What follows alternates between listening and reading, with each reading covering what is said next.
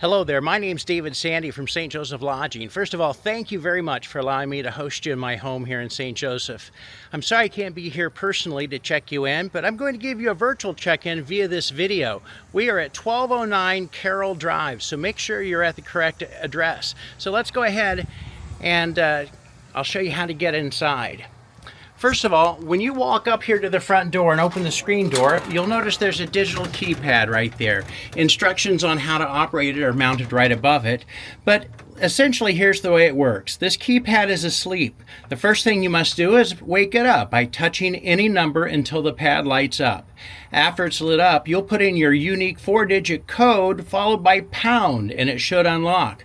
Now for the sake of this demonstration, I'm using the 4-digit code 5555, but your actual code will be completely different. So let me show you how we would unlock it. First of all, touch any number until it lights up.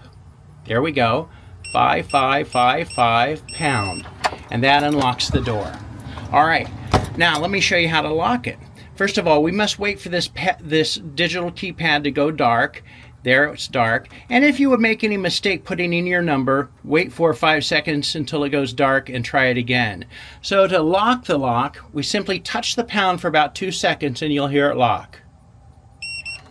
There it locked. Now it's completely locked. All right, so we have to wait for it to go dark again, then we'll open it up one more time and go inside. There it's dark. So again, any number to light it up, 5555 pound, and it's unlocked. So once again, welcome to 1209 Carroll Drive. The very first thing that I need you to do when you get in here is walk over here to the desk. You'll notice here in the living room, there's a desk right there. On the desk, you'll find 2 pieces of paper, a guest registration form and a house rules acknowledgement form. These are required by my insurance company, so the very first thing I need you to do when you get inside is complete this paperwork so I'm in full compliance. Let's start with the guest registration form. The top part of the form, you'll fill out your name, address, just as it appears on your driver's license. All right, your cell phone number, and then here under property location, in this case, you'll put a little check mark next to 1209 Carroll Drive. Write in your check-in date, your checkout date, your driver's license number, the state of issue, and then on this line, you can write up to 3 names of people who will either be staying here with you or visiting at some point during your stay. This is a 2-bedroom property, so my insurance allows a maximum of 4 people on the property at any time. So your name will be up here and up to 3 first and last names on the line down here. You'll sign and date, and of course read this information down here. Then we'll move to the house rules acknowledgement form. Again, as before, you'll put a little check mark next to 1209 Carroll Drive. These rules are clearly posted online on my Airbnb description, VRBO description, as well as my own website. So you're probably already familiar with them because you should have read them when you made the reservation. But once again, read through them, make sure that we're all on the same page, print your name, sign, and date. After you filled out both of these pieces of paper, take a picture of each with your cell phone and text me a copy of each completed piece of paper, and then you're all registered. Also here on the desk, you'll find a custom city map that I've made for your convenience. I have several points of interest. People oftentimes ask me, where's the best grocery store, Walmart, shopping, things like that. So here's a little guide, and you'll find the corresponding letters here on the map. The red dots are all my other properties, so you can see where they are in relationship to things in the city. So perhaps on your next day, you'd like to stay in a different property. This is very QR code driven. If you have questions about fun things to do here in St. Joseph or restaurants, point your phone at that. That'll direct you to my website on the restaurants and fun things to do page, property tour videos, your checkout instructions. You simply point your phone to that and it'll take you to your checkout instructions, frequently asked questions, and much more. If you have any questions at all, remember, feel free to give me a call. Also here on the desk is the Wi-Fi information. The network will be obvious as you open up your Wi-Fi on your phone. Now, let's move back to the door for just a moment. There are 2 sets of keys here hanging on the hook next to the front door. I provide these as a backup, just in case the electronic door lock would malfunction or someone would inadvertently lock the front door by the doorknob down there. So that's why you have 2 keys on this keychain. I always suggest that you carry one of these 2 keychains with you as a backup, just in case this would malfunction or in the event that you need to unlock the doorknob down there. So that's what the keys on the keychain are for. Also here on the keychain, you'll notice a white fob. This is not a key fob, so this white fob does not unlock the door. This is for the alarm system. You're staying in a very safe area of town. I've owned this property for more than 35 years, never once had an incident of robbery or vandalism or anything like that, but I want all my guests to have peace of mind, so I provide an alarm system in all my properties. I don't use it myself, but if you should choose to use it, let me show you how it works. On the fob, you'll find 4 different buttons. There is a lock button and an unlock button. The lock button arms the system. Unlock always disarms it. So if you'd like to set the alarm when you're leaving for the day, right before you walk out the door, firmly hit the lock button like this. You'll hear that start beeping. It'll start beeping 20 times or 20 seconds. That's how much time you have to get out. After 20 seconds, everything's secured.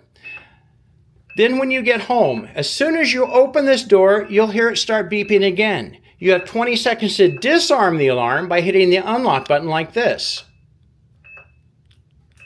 You'll hear 2 beeps and then it stops beeping. So that confirms that the alarm is off.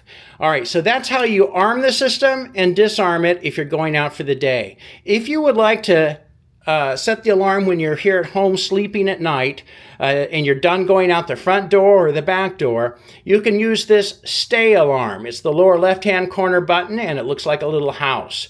So right before you go to bed, simply press this button once. You'll hear a beep like this.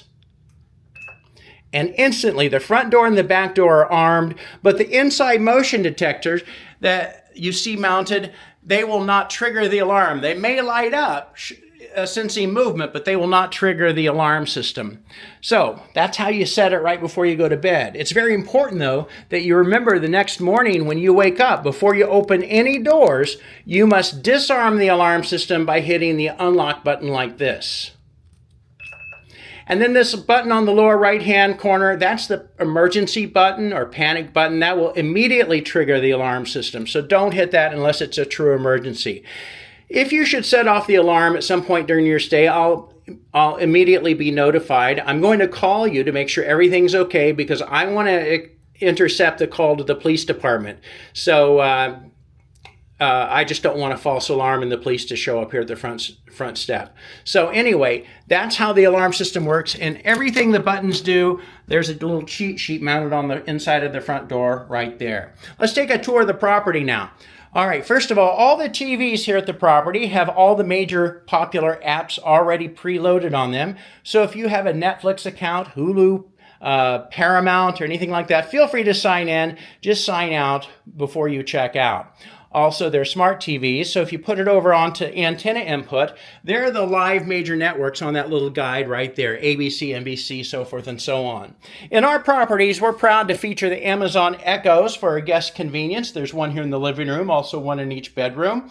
Basically, you may know her by the name Alexa. That's what most people know her by, but it's an Amazon Echo. She'll answer any questions you have. She's very handy. She'll play music for you. She'll just do about anything you want her to do. Most of my guests use her for the temperature outside, the weather, perhaps a cooking alarm, or a wake-up alarm, or background music. Watch this. Alexa, what time is it? It's 2:18 p.m. All right, so that's how she works. You say her name, she lights up, ask her anything you want to know. If you want to play music from her, she's tied to Pandora, and I give the instructions on how that works right there. All right, let's move on to over here to the closet. Inside this closet, you'll find a box fan. Some people like the sound of a box fan. There's the vacuum cleaner. Also the iron and ironing boards mounted on the back of this door. You simply open the door, fold it down, and you can plug the iron in to that outlet right down there behind the chair. Let's move to the kitchen. If you're coffee drinkers, there's coffee inside of this airtight container right here and filters over here in the cabinets. This particular property has a portable dishwasher. It's not permanently hooked up, but you're welcome to use it. There are dishwasher pods right there on top. It works just like any other dishwasher you might be familiar with, except you have to hook this up. It's on wheels, so it simply rolls out. You'll roll it over here next to the sink like this, and you'll see there on the back there's a hose. Pull this hose out of the back of the dishwasher like this, and then it's going to hook on to the kitchen's sink faucet right here. You pull down on this little black ring, push this up onto the sink faucet, release the ring, and it's attached. Then you'll turn this handle on and leave it on throughout the duration. The water will feed into the dishwasher through this pipe, and it will drain back out through the other hose here and come out here. Make sure this faucet is over one sink or the other, not right there over the middle, because when it shoots water out of here, it'll splash everywhere. So that's how that works. Also, there's an electrical plug right here on the back. You simply plug that in, and then it'll operate just like any other dishwasher. When everything's done, make sure this is off. Pull down on the black ring, remove this, and retract the hose back inside of the dishwasher, just like it came out. Also here in the kitchen, on the cabinet, you'll find a little digital frame. This automatically shuts off at 11 o'clock at night, comes on at 7 o'clock in the morning. There's about 15 different slides that automatically rotate through this frame. It's just information to make your stay a little more enjoyable here in St. Joseph. It's very QR code driven. You point your phone at the QR code, and then it'll open up a website page with information that you might be looking for. This frame features my top favorite home-owned restaurants here in St. Joseph. And if you point your phone at the QR code on a restaurant page, it'll bring up their menu so you can see everything they offer and more information about the restaurant. Also, your checkout information is on here. Point your phone to that, and it'll show you how to check out the day of your departure. So it'll just automatically scroll through all of these just like that, and feel free to use your fingers and swipe left or right as well. All right. The stove here, it's a gas stove with electronic ignition. If you're not familiar with how an electronic ignition gas stove works, on the dial here, there's an area that says light. You simply turn that over to light, and you'll hear a popping sound like that. Turn it a little bit more, and it will light. Then turn it past that point, the light point, so it no longer makes that popping sound. You don't want to have it going like that. Just turn it a little bit more. All right.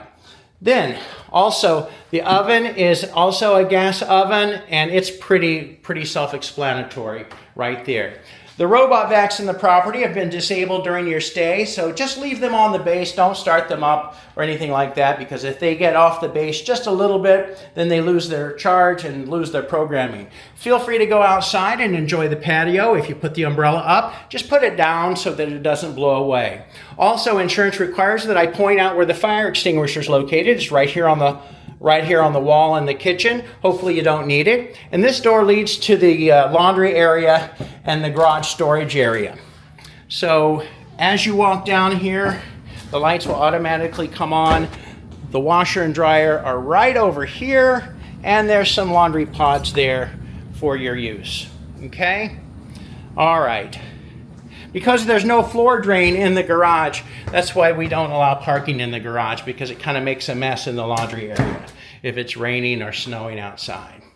All right, let's go upstairs and look at the sleeping quarters. So the first room that we'll enter into is the master bedroom. Right here it is. It's a large bedroom. It also has a TV in it and a little sitting area right over here. You'll notice on each bed you'll find your linens, towels and washcloths, and a basket here. Also over here you'll see a sign. Now we learned the hard way that some people didn't realize these decorative pillows with a little fancy stitching on them, they're just for decoration, not meant to be slept on. So the sign asks you to please remove these 4 decorative pillows, put them in the closet on the shelf. Your sleeping pillows are here just behind them, the regular white pillows. Over here in the closet, you'll see there's a shelf. You can put the decorative pillows up there, and there's an extra set of sleeping pillows right there, as well as a luggage rack here, just like in a hotel, if you prefer to live out of your suitcase. There's an Amazon Echo right there if you like to go to bed to a little chill music.